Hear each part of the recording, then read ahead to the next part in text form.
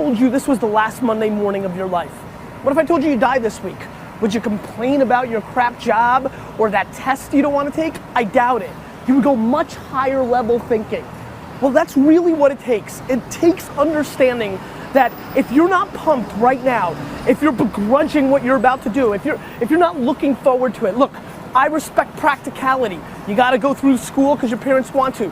You gotta pay your rent. You got student loans. I get it. But please recognize the world we're living in. We're living in a world where there's so much more opportunity. This internet thing created way more opportunity for all of us. Way more. I mean, look, you might not even be alive. Like, your mom and dad could have had sex like 3 minutes later and you wouldn't even exist and you're complaining. You could have ended up being a bus, a tree. I just don't get the mentality of being head down sad on a Monday morning. I'm gonna make Monday morning my I'm gonna make you Saturday Monday morning. That's what I wanna do every morning, and that's what I want from you. Please, take a step back and think about how awesome it actually is. And then recognize that you can attack the world in a totally different way because you were lucky enough to be born during this era. If there was one concept that I would suggest to people to take a daily confrontation with, is fear. The problem with fear is that it lies, right? So fear tells you, hey, you know, if you say that to that girl, she's gonna know she has you, you know, and she'll never really be attracted to you if she knows how much you attracted to her. Don't say that, no. How we get her is when she walks by, ignore her. Right, it's a swoop. You know, it's like, pop it on your shoulder. Fear tells you dumb shit like that, right? You know, so, you know, for me, the daily confrontation with fear has become a real practice for me since about three years ago. I went skydiving in Dubai, right? And skydiving is a really interesting confront with fear, right? So I gotta stand up. I'm sorry, I gotta stand up. All right. So all your friends, what happens? You go out. Oh, sorry. Oh, I dropped my thing. So what happens is you go out the night before and you know you take a drink with your friends and somebody says, yeah, we should go skydiving tomorrow. And you go, yeah, we'll go skydiving tomorrow. Yeah, yeah. And you go, yeah. And everybody goes, yeah. Right? And you go home and you by yourself. You're like, Right? You're like, well, yeah, I mean, they was drunk too. Right? So maybe they not, maybe, I mean, we don't have to go. We don't have to do it. So then that night you're laying in your bed and you just keep, and you're terrified. You keep imagining over and over again jumping out of an airplane and you can't figure out why you would do that, right? And you're laying there and you have the worst night's sleep of your life, but you still have the hope that your friends were drunk, right? So you wake up the next day and you go, you know, down and you say where you were going to meet and everybody's there. You're like, oh, all right, cool, right? So you get in the van and you don't know that your friends had the same night that you had because they're pretending like they didn't. They're like, yeah, man, my uncle's a Navy SEAL and, you know, this is going to be great. I've been looking forward to this. And you're like, oh, my God. And your stomach is terrible. You can't eat and everything, but you don't want to be the only punk who doesn't jump out of this airplane. So you get there and then you have the safety brief. And you're standing there, and the guys will tell you, well, if the chute doesn't open, what's going to happen is you're doing, well, why the hell, what could happen? That the chute wouldn't open, right? So you do a thing, and what you do is your first jump, you're attached to a guy who is going, you know, he's going to walk you out. So you go, and you get there, and there's an airplane, and nobody's stopping. Everybody's still going. So you get onto the airplane, and you're sitting there, and you know, it's extra because you're sitting on some dude's lap, some stranger. He's sitting on his lap, and it's like, you know, trying to make small talk. Yeah, man. So you be jumping with people all the time, huh? Right? You know. So and then you just want to make sure you got kids, right? You got people you need to see, right? You just want to make sure he's serious, right? So you get in there, so everything's normal. So you fly and you go up, you go up, you go up, you go up to 14,000 feet, and you notice there's a light. It's red and it's yellow and green, right? So right now the light's red. So then you start thinking at some point the light's going to go green, but you don't know what's going to happen, right? And you wait and it goes yellow and the light goes green and somebody opens the door, and in that moment you realize you've never been in a freaking airplane with the door open. Right? Terror. Oh, sorry, I'm spitting. I'm sorry. Oh, sorry. No, terror, terror, terror, terror, right? So you go, and then, you know, if you were smart, you sat in the back so you don't go first, right? And then people start going out of the airplane. And you go, and the guy walks you up to the end of the thing, and you're standing, and your toes are on the edge, and you're looking out down to death. And they say, on 3. And they say, 1, 2. And he pushes you on 2 because people grab on 3. Right? Right? And you go,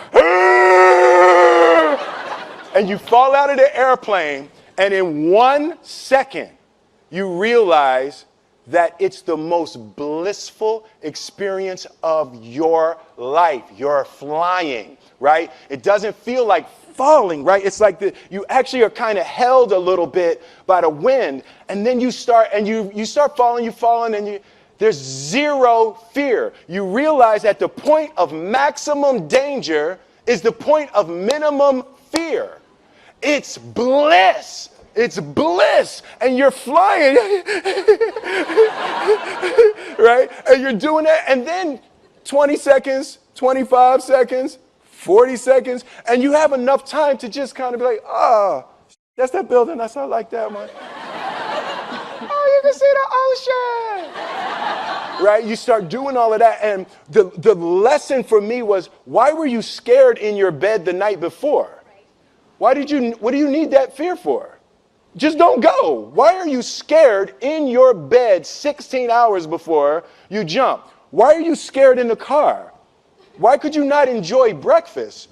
What did you need that? The fear is fear of what? You're nowhere even near the airplane. Everything up to the stepping out, there's actually no reason to be scared. It only just ruins your day. You don't have to jump. And then in that moment, all of a sudden, where you should be terrified is the most blissful experience of your life. And God placed the best things in life on the other side of terror. On the other side of your maximum fear are all of the best things in life. Imagine we're standing in a big empty room, right? And we're standing in one corner, and I give you a simple instruction. I want you to go to that corner in a straight line, right? Off you go, no big deal, right? Without telling you, I slip a chair in front of you. What do? You go around the chair. Now you just disobeyed what I told you to do. I told you to go to that corner straight line. But this is the amazing things about human beings, which is when we're given a clear destination, we use our own creativity and our own sense of innovation and our own problem-solving abilities to overcome obstacles to get to the destination. In other words, the destination is more important than the route. Right? We are flexible about the route. We are obsessed with the destination. Reset. We're standing in the corner together, and I give you a simple instruction. Go somewhere in this room in a straight line. And you say to me, well, where do you want me to go? I'm like, I don't know. You're smart. Figure it out. Go in a straight line. And so you pick a point, and you start walking. And without telling you, I put a chair in front of you. And what do? You come to a grinding halt. And I say, what did you stop for? You go, well, you put a chair in front of me. Or you'll make a sudden turn and go in another direction. Right? And this is the problem. It's the same obstacle. The difference is when you have a clear destination, the obstacles become easy to overcome. When you don't have a clear destination, you keep coming to a grinding halt. And what we do in our companies is we're counting the steps we're taking along the route, but we're never looking at the destination, right? So a company says, made $1 million this year, we were only planning on making 800,000. Like we took 10 steps, we're only planning on taking 8. Where are you going? No clue, right? We count the steps. And so the point is that people want to feel that the effort that they're exerting actually are moving somewhere. And so successful measurement, successful recognition is not just for the steps you take. It's not just for the effort. It's that the effort you exerted moved us closer to where we're trying to get to. And that get to should be some crazy ideal. My ideal is to live in a world in which the vast majority of people wake up every single morning, inspired to go to work and fulfilled by the work that they do. And the couple of measurements that I use are if the book is selling, and by the way, people ask me, how many have you sold? I have no clue. I've never asked the publisher because I don't care. I really don't care how many I've sold. What I care about is the Amazon rankings and that those are going steady or up and not plummeting, because that means other people, right? Because I don't have a publicist, I don't have a marketing strategy on purpose. I didn't hire one of those companies to sell the book for me. And the reason is because I'm not interested in book sales. I'm interested in the spreading of an idea. And so I just use that as a metric to help me understand, am I sort of marching in the, because the more I preach, is it resonating? And so you have a couple of these imperfect measurements that help you understand, are you going along the way? So it's not just great effort, look what you achieved, because that's what we're doing now. Right? Our goal is to increase top-line revenues by $50 million. For what reason? Right? Which is, we have to know the destination, and then we say, amazing. You took us that much closer. And if we go to the right, it's because we were overcoming an obstacle. If we hadn't gone to the right, we would have been stuck forever. Thank you. It's not always straight lines. It's not always straight lines. But it's in one direction. She's pulling the cane out. Advise students, as much as possible, look for the job that you would take if you didn't need a job. I mean, don't sleepwalk through life, and don't say it's all going to be great. I'll do this and I'll do that, and I'm just marking time till I get to be older. That, as I've told people, that's like saving up sex for your old age. I mean, it just is not it is not a good idea. Yeah.